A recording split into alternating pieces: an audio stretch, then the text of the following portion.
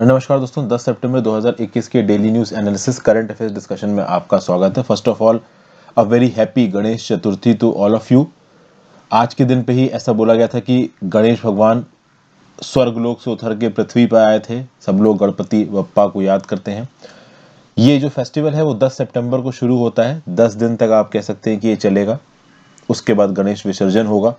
तो overall a very very happy Ganesh Chaturthi to all of you. Next शुरुआत करते हैं अपने एनालिसिस को। पहला, BRICS seeks inclusive intra Afghan dialogue. देखिए, 13वीं ब्रिक समिट अभी वर्चुअली हुई।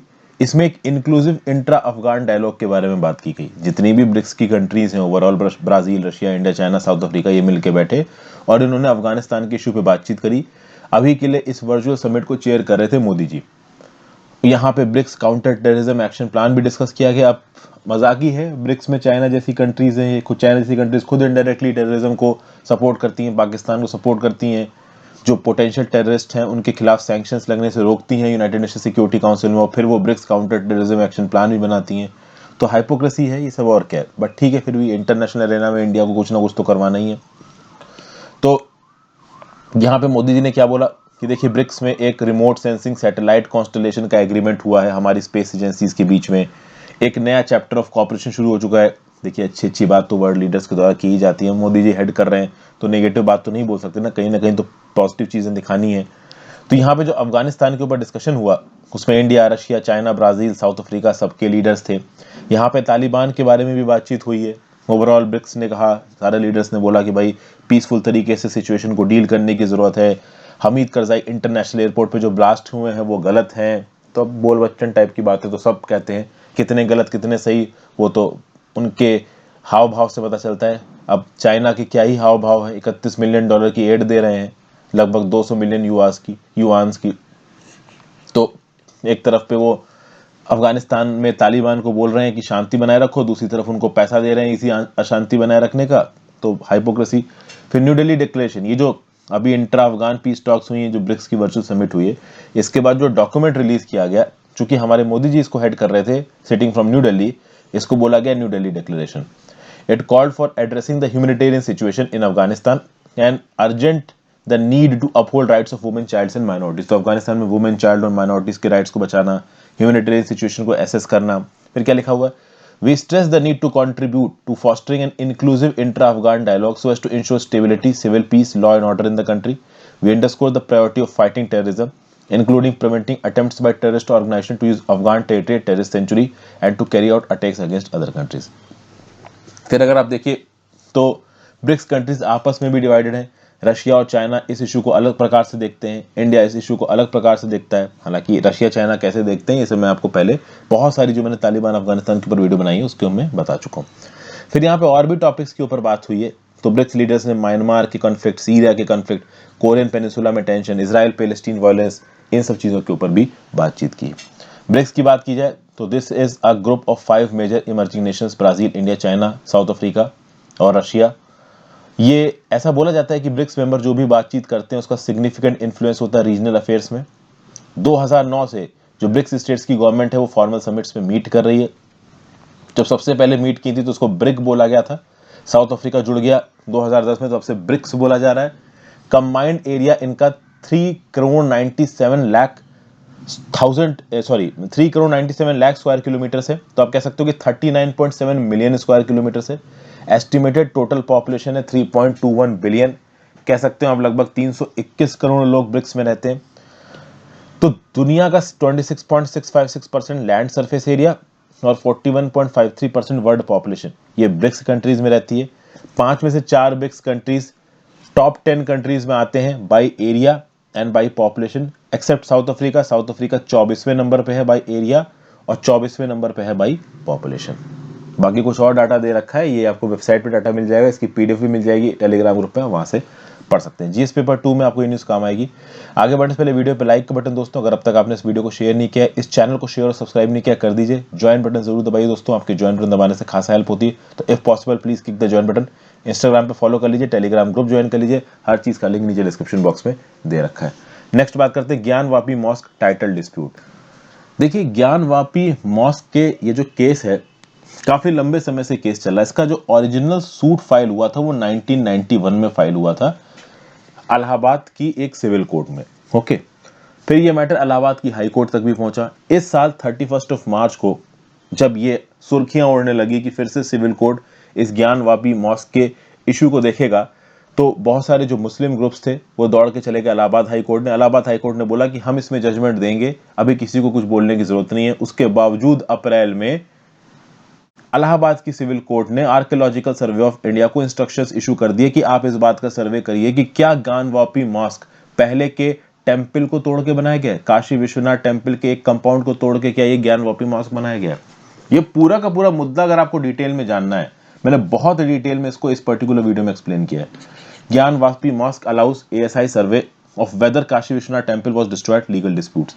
ये पर्टिकुलर वीडियो का लिंक मैं नीचे डिस्क्रिप्शन बॉक्स में दे रहा हूं। आपको पूरा मुद्दा क्या है 15 मिनट में, मैंने 14 मिनट में इस वीडियो में बता रखा है। मुद्दा बेसिकली ये है कि बहुत सारे ग्रुप्स ऐसा बोल रहे हैं कि आज की डेट में जहां पे ज्ञानवापी मॉस्क बना हुआ है, पहले यहां पे टेंपल हुआ करता था काशी विश्वनाथ टेंपल, औरंगजेब के समय पे इस टेंपल को तोड़ दिया गया और यहाँ पे मॉस्क बना दिया गया।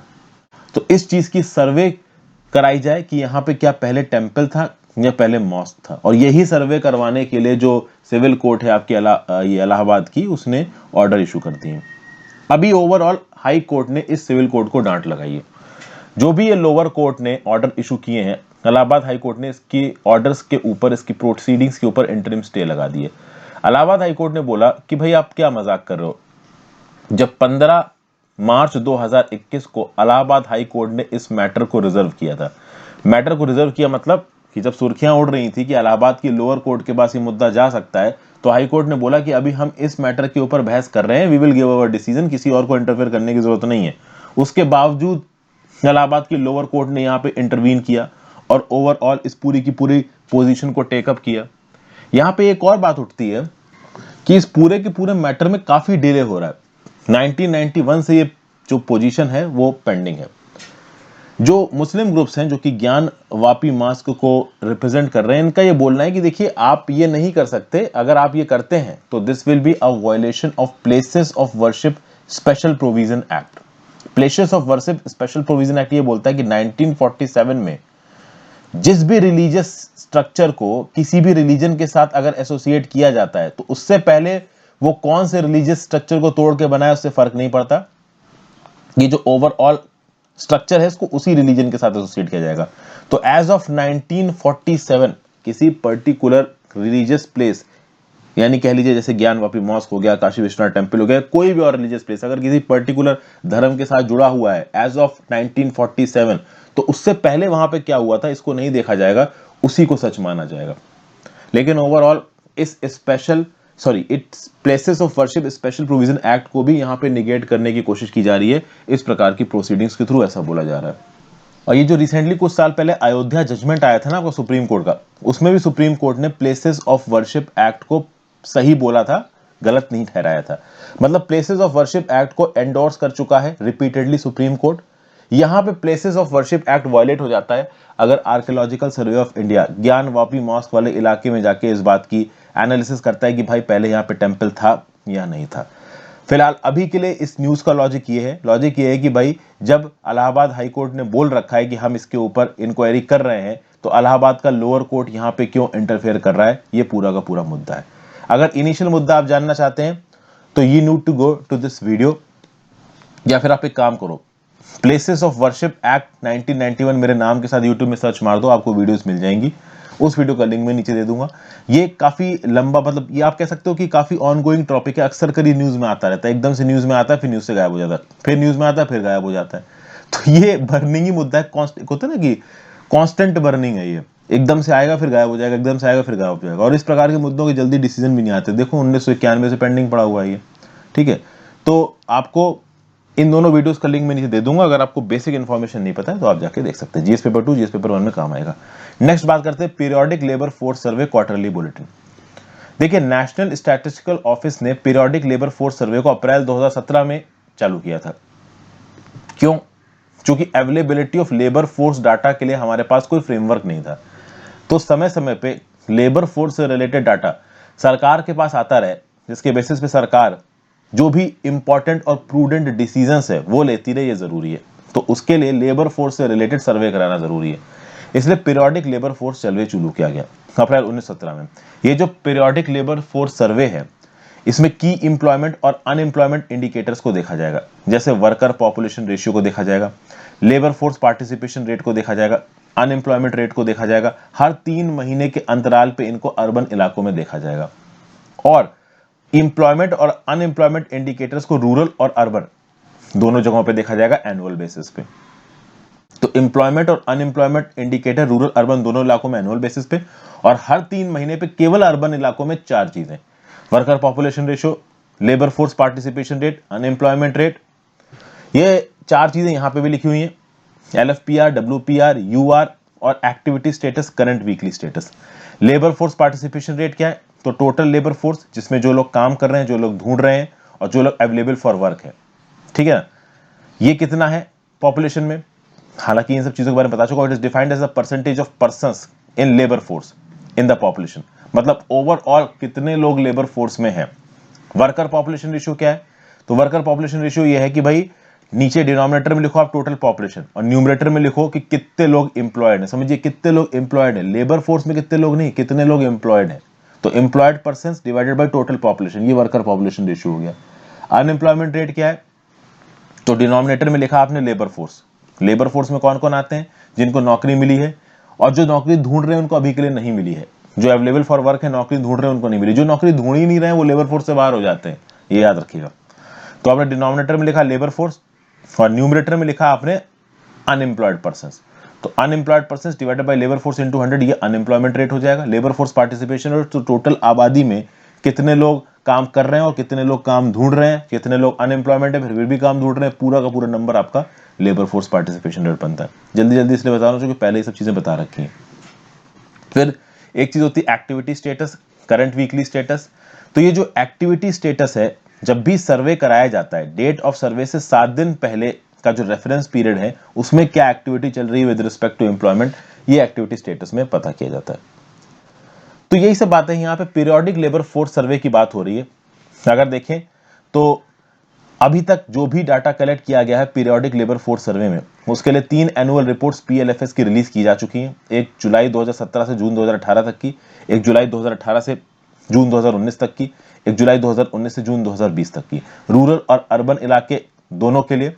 और समय समय पे करंट वीकली स्टेटस भी यहाँ पे रिलीज किया जाता है। तो जब भी इस प्रकार की कोई चीज रिलीज होती है, जैसे कि करंट वीकली स्टेटस अभी रिलीज हुआ, तो ये न्यूज आपके सामने है overall periodic labour force survey की। नेशनल स्टैटिस्टिकल ऑफिस ये पूरा का पूरा काम कर रहा है, ये क्या है इसके बारे में देख लेते हैं। तो एक सेंट्रल स्टैटिस्टिकल एजेंसी है ऑफ द गवर्नमेंट, इसको मैंडेट मिला है under statistical services act 1980, ministry of statistics और प्रोग्राम इंप्लीमेंटेशन के अंदर काम करती है। It is responsible for the development of arrangements for providing statistical information services to meet the needs of the government and other users for information on which base policy planning, monitoring and management decisions. Basically जो भी statistical information services है, इनके arrangements को develop करना, सरकारी जरूरतों को meet करना, ठीक है। कुल मिला के पॉलिसी प्लानिंग के लिए आपको सबसे ज्यादा क्या जरूरत है? स्टैटिस्टिक्स की जरूरत है। तो स्टैटिस्टिक्स को इकट्ठा करने में जितनी R&D, जितनी इंपॉर्टेंट इनपुट्स लगते हैं, वो सब नेशनल स्टैटिस्टिक्स ऑफिस करता है। Collecting, compiling and disseminating official statistical information. जितने भी बिजनेस ऑपरेशंस हैं नेशनल स्टैटिस्टिकल ऑफिस में, they are done in compliance with international standards, procedures and best practices. GS paper 2 में न्यूज आपको काम आएगी। नेक्स्ट बात करते हैं methanol production plant at Hyderabad. देखिए ये जो हैदराबाद का मीथेनॉल प्रोडक्शन प्लांट है, ये आज का नहीं है, बहुत लंबे समय से यहाँ पे काम किया जा रहा है। आप देखिए तो ये जो BHEL का रिसर्च एंड डेवलपमेंट सेंटर है हैदराबाद में, ये 2016 से काम कर रहा है इंडिया हाई ऐश कोल गैसिफिकेशन के लिए, नीति आयोग की मदद से। कहता है ये कोल गैसिफिकेशन का मतलब सर, तो आपने सुना होगा 2 चीजें होती हैं, एक तो होती है इथेनॉल, एक चीज होती है मीथेनॉल। अल्कोहल जो कि इंडस्ट्रियल पर्पसेस के लिए बनाया जाता है उसको आप मीथेनॉल बोलते हो। इसको मोटर फ्यूल की तरह भी इस्तेमाल किया जाता है, शिप इंजन को पावर करने के लिए भी इस्तेमाल किया जाता है। पूरी दुनिया में मीथेनॉल को as a clean power generate करने के लिए यूज किया जाता है। मीथेनॉल को डाई मिथाइल ईथर को भी जनरेट करने के लिए यूज किया जाता है। डाई मिथाइल ईथर एक लिक्विड फ्यूल होता है जो कि काफी हद तक डीजल के जैसा होता है। ओके, तो अभी के डीजल इंजन्स को अगर आप थोड़ा बहुत बदल दो तो वो डाईमिथाइल ईथर इस्तेमाल कर सकते हैं। और डाईमिथाइल ईथर बनता कहां से? मीथेनॉल से। तो मीथेनॉल का प्रोडक्शन इंडिया में एक गेम चेंजर हो सकता है। कहते हैं ना कि लो कार्बन इंटेंसिव है, ज्यादा पॉल्यूशन नहीं करता है, एक प्रकार से आप कह सकते हो कि क्लीन पावर है।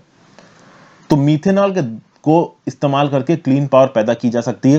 तो सबसे खास बात है कि हमारे यहाँ पे मीथेनॉल की प्रोडक्शन कैपेसिटी होनी चाहिए, इंफ्रास्ट्रक्चर होनी चाहिए। बट एक प्रॉब्लम है, मीथेनॉल बनाया जाता है नेचुरल गैस से, और नेचुरल गैस के बहुत ज्यादा डोमेस्टिक रिजर्व्स हमारे पास है नहीं। ज्यादातर नेचुरल गैस हम लोग बाहर से इंपोर्ट करते हैं। अभी एक लिमिट से ज्यादा इंपोर्ट करेंगे तो हमारे देश से फॉरेन एक्सचेंज बाहर जाएगा, तो इंपोर्ट बढ़ जाएंगे, और इंपोर्ट बढ़ने से जो भी हमारी नेचुरल प्रॉब्लम्स है वो सब शुरू हो जाएंगी, तो चीजें इकोनॉमिकल हो जाएंगी। तो एक हद से ज्यादा हम नेचुरल गैस को इंपोर्ट करके मीथेनॉल नहीं बना सकते, तो हमें कोई अल्टरनेटिव तरीका ढूंढना पड़ेगा। तो अल्टरनेटिव तरीका क्या है? तो इंडिया के पास जो इतने सारे अबेंडेंट कोल रिसोर्सेज हैं, इनका इस्तेमाल करके मीथेनॉल बनाया जाए। तो अल्टरनेटिव है हमारे कोल रिजर्व्स।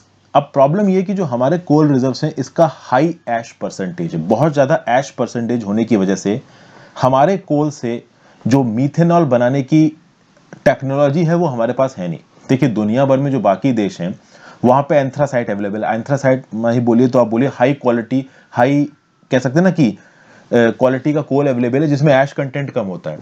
तो वो कोल जिसमें ऐश कंटेंट कम है, उसका गैसिफिकेशन करके मीथेनॉल बनाना कंपैरेटिवली आसान होता है। बट इंडिया में जो कोल है उसका ऐश कंटेंट, गंदगी ज्यादा है, सल्फर कंटेंट ज्यादा है, तो उससे गैसिफिकेशन करके मीथेनॉल बनाना मुश्किल होता है।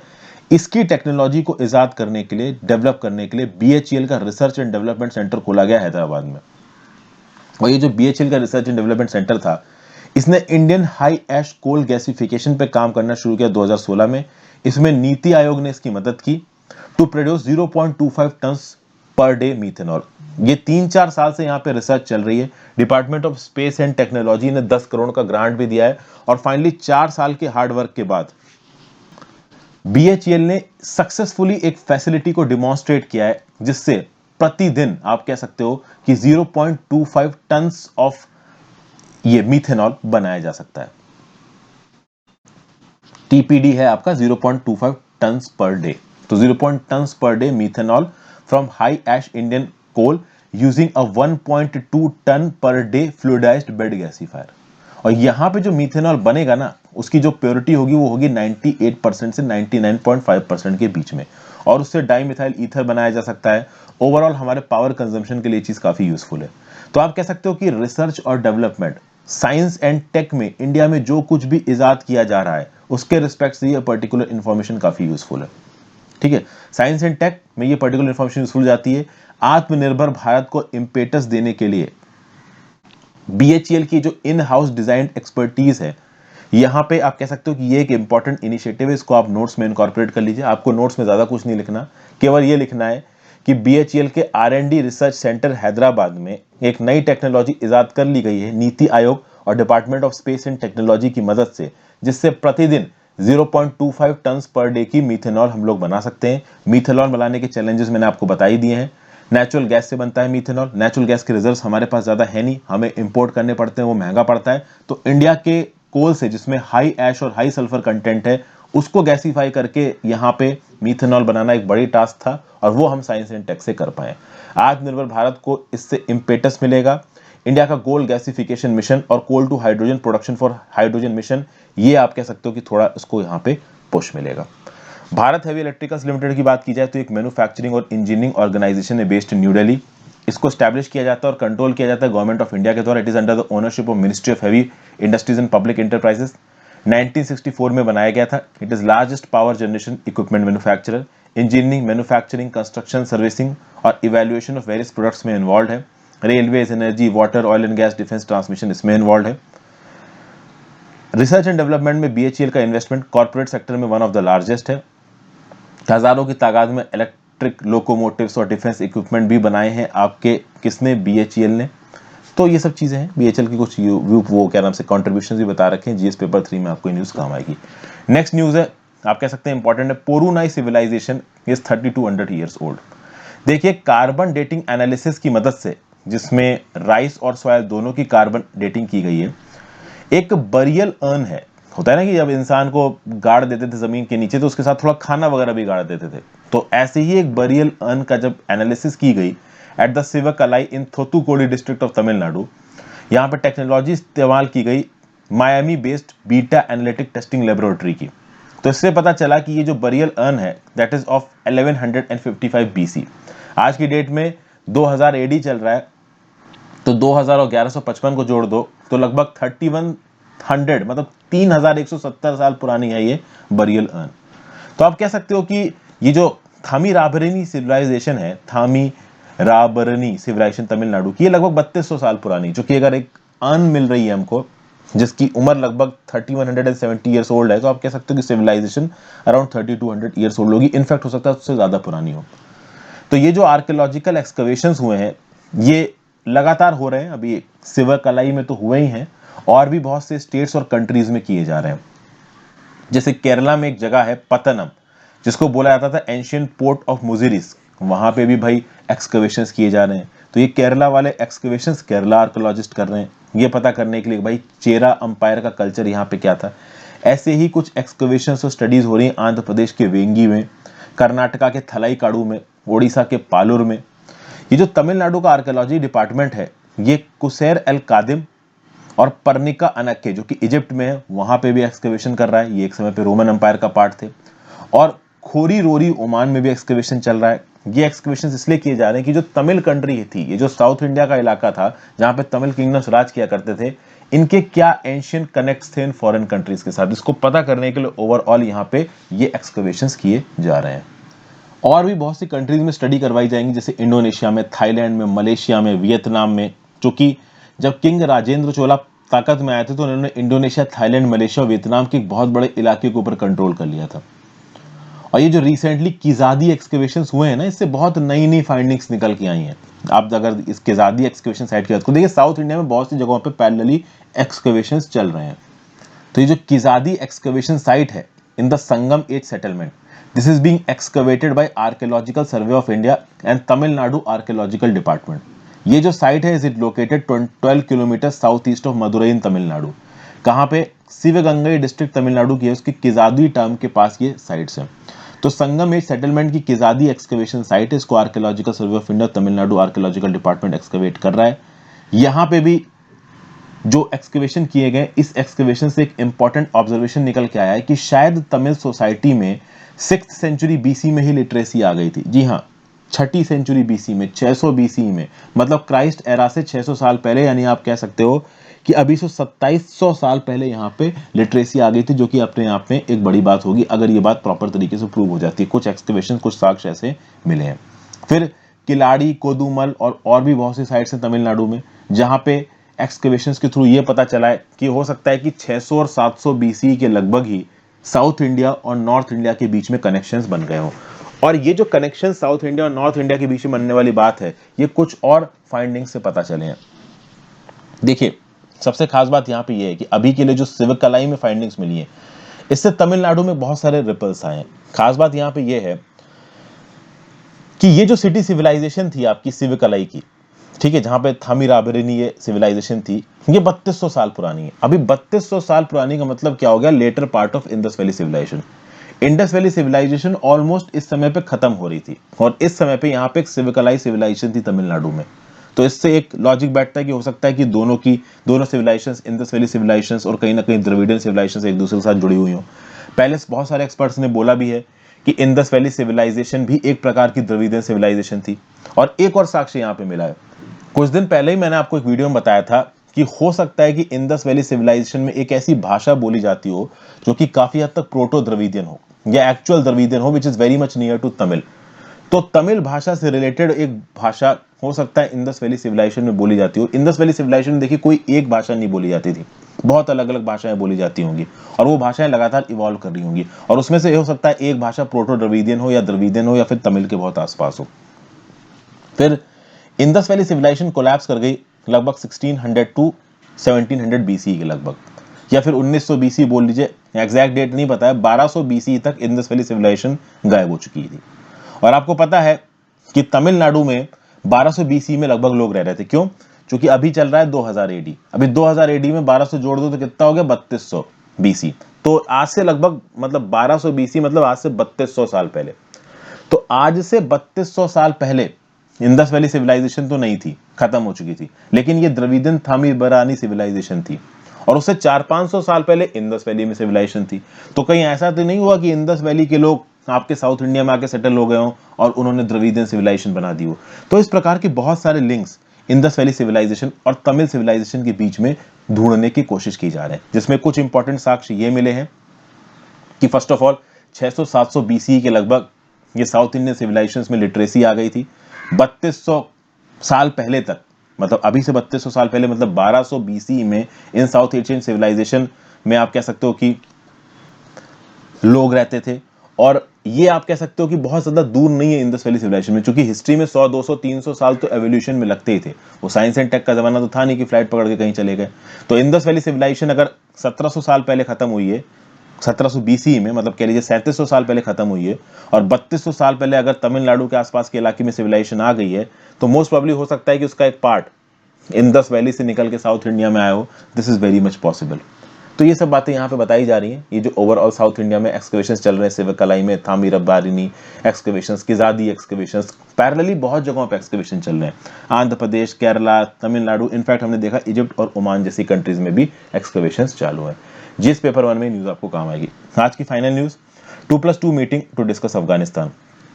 कि अफगानिस्तान की सिचुएशन को डिस्कस करने के लिए ऑस्ट्रेलिया के फॉरेन और डिफेंस मिनिस्टर इंडिया पहुंच चुके हैं और वो इंडिया के फॉरेन और डिफेंस मिनिस्टर से मिलेंगे। तो ऑस्ट्रेलिया के फॉरेन मिनिस्टर मैरिस पेन और डिफेंस मिनिस्टर पीटर ड्यूटन ये इंडिया में आए हैं और फ्राइडे को, मतलब आज, ये मीटिंग करेंगे with external affairs minister Jaishankar साहब and defence minister Rajnath Singh. ठीक है भाई, ये सब किसने बताया? तो ऑस्ट्रेलिया के high commissioner of India Barry O'Farrell ने बताया, मतलब ऑस्ट्रेलिया के जो एम्बेसडर इंडिया में, उन्होंने इन्फॉर्मेशन दी है। तो ये बोल रहे हैं कि भाई ऑस्ट्रेलिया अपने क्लोजेस्ट पार्टनर के साथ बातचीत करेगा, एक ज्वाइंट अप्रोच लेगा तालिबान के साथ इंगेजमेंट के लिए। ठीक है ना, तालिबान सेफ पैसेज अलाउ करे, वायलेंस बंद करे, इंक्लूसिव गवर्नमेंट को परस्यू करे, वायलेंट एक्सट्रीमिज्म को बंद करे। इन सब चीज़ों के बारे में यहाँ पे बात की जा रही है। हकानी नेटवर्क को यहाँ पे उनकी सरकार में इंक्लूड कर लिया गया है, जो कि यूनाइटेड स्टेट्स के द्वारा टेररिस्ट ऑर्गेनाइजेशन डिक्लेयर कर दिया गया है। इंडिया के खिलाफ भी इन्होंने बहुत सारे अटैक करवाए हैं। हज़ारा कम्युनिटी, तजीक कम्युनिटी, किसी भी माइनॉरिटी को किसी प्रकार का रिप्रेजेंटेशन नहीं दिया गया है। वुमेन को तो पहले ही पता था कि ये तालिबान वाले रिप्रेजेंटेशन नहीं देंगे। 33 मिनिस्टर्स का कैबिनेट है जिसमें आधे डेजिग्नेटेड टेररिस्ट हैं, किसी भी प्रकार की इंक्लूसिव गवर्नमेंट नहीं है। तो इन सब चीज़ों के ऊपर तो बात होगी ही इंडिया ऑस्ट्रेलिया के बीच में। साथ साथ बात यह भी होगी कि कोविड-19 की रिकवरी कैसे होगी, क्लाइमेट चेंज इशू कैसे होंगे, क्रिटिकल टेक्नोलॉजी, सप्लाई चेन। अच्छा, ये जो क्वाड है, क्वाड के मेंबर्स हैं इंडिया ऑस्ट्रेलिया, तो यहाँ पे इंडिया ऑस्ट्रेलिया के बीच में जो भी बातचीत होगी अफगानिस्तान और तालिबान के मुद्दे को लेकर, उसको पूरी दुनिया में देखा जाएगा। खासकर चाइना और अफगानिस्तान के जो लीडर्स हैं वो अपने आग गड़ा के जरूर उसको देख रहे होंगे। 2+2 डायलॉग क्या होता है? तो नॉर्मल कर केसेस में 2+2 डायलॉग, जो डिफेंस और फॉरेन मिनिस्टर्स के जो मिनिस्टर होते हैं या जो सेक्रेटरी होते हैं, सचिवालय, जो कि उस पर्टिकुलर मिनिस्ट्री का सबसे बड़ा आईएएस ऑफिसर होता है, वो बैठ के जब आपस में बातचीत करते हैं तो उसको आप 2+2 डायलॉग बोलते हो। मतलब फॉरेन मिनिस्ट्री का और डिफेंस मिनिस्ट्री का आला अफसर, वो मिनिस्टर भी हो सकता है, वो मिनिस्टर ऑफ स्टेट भी हो सकता है, वो सेक्रेटरी भी हो सकता है। जब ये दो कंट्रीज के साथ साथ बैठ के बात करें तो उसको 2+2 डायलॉग कहा जाता है। जीएस पेपर 2 इंटरनेशनल रिलेशन में न्यूज आपको काम आएगी। Thank you for watching friends. ज्यादा से ज्यादा लोगों के साथ इस वीडियो को शेयर करिएगा, अपने व्यू पॉइंट नीचे कमेंट बॉक्स में दे सकते हैं। इंस्टाग्राम पे फॉलो कर लीजिए, टेलीग्राम ग्रुप ज्वाइन कर लीजिए और हो सके तो ज्वाइन बटन जरूर दबाइए, उससे खासा मदद मिलती है। इन सब चीजों का लिंक आपको नीचे डिस्क्रिप्शन बॉक्स में मिल जाएगा। Have a great day, good bye.